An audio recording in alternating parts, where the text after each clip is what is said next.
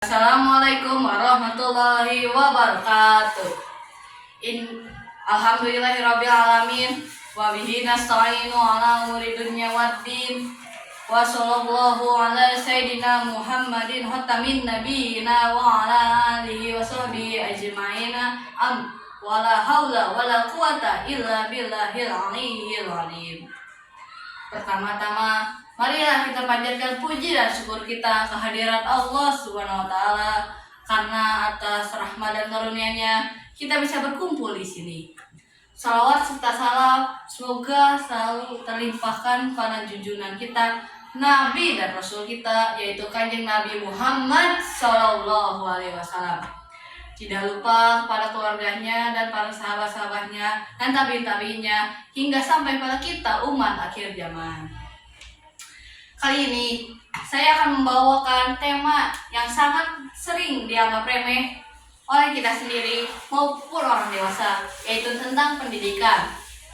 Padahal ayat pertama yang diturunkan di Al-Quran itu adalah Al-Alaq ayat 1 dengan kata pertamanya yaitu Iqra, bacalah. Namun itu secara arti besarnya. Namun secara ketika kita teliti lagi dan memahaminya, Iqra itu bisa berarti membaca, tulislah, memahamilah, dan banyak artinya sehingga ada garis besar yang baru lagi yang disebut literasi. Terus dilanjut lagi, Iqra bismi rabbikal ladzi khalaq. Literasilah dengan menyebut nama Tuhanmu yang telah menciptakanmu. Ini berarti setiap kita ingin belajar maupun ingin melakukan sesuatu, kita harus berdoa kepada Allah Subhanahu wa taala. Terus mengapa ayat pertama di Al-Quran yang diturunkan adalah literasi? Terus dijawablah di surat ke-58 ayat 11 yang dimana ada potongan ayat yang berbicara gini.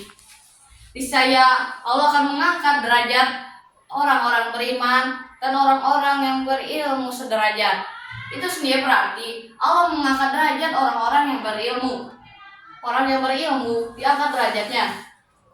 Kemudian ditambah dengan Rasulullah SAW bersabda dari riwayat Ibnu Majah yang berbicara gini. Diwajibkan kalian menuntut ilmu baik laki-laki maupun perempuan.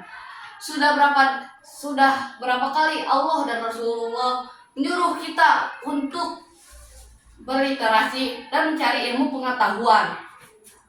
Tapi tidak bisa dipatok dengan agama saja. Mungkin ada timbul di kalangan pemuda bahwa ngapain belajar yang lain?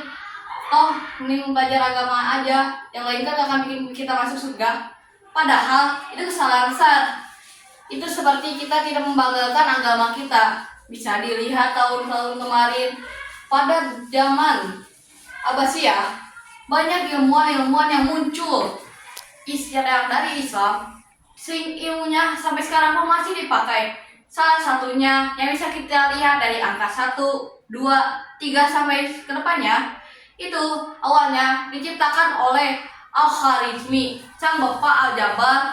Dia juga yang membuat huruf-hurufnya, membuat simbol-simbol angkanya sedemikian rupa yang kalau kalian bisa cek lagi di Google, kalau misalnya bentuknya itu simbol angkanya itu setiap simbol angka 1, misalnya simbol angka 1 itu memiliki sudut 1, simbol angka 2 memiliki 2 sudut, simbol 3 memiliki 3 sudut.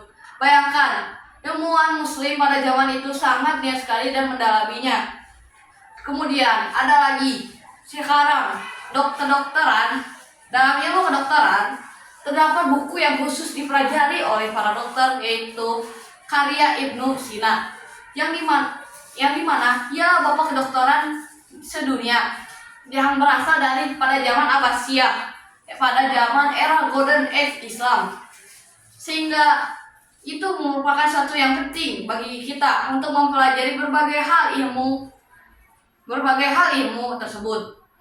Terus diterangkan oleh Imam Ghazali juga, kenapa kita semua menuntut ilmu yang lain padahal cukup saja dengan agama. Dijawablah oleh Imam Ghazali dalam kitabnya yang berbunyi begini. Kita harus menuntut ilmu berbagai hal untuk memahami apa yang Allah ciptakan maupun apa yang diciptakan Allah dan manfaatnya.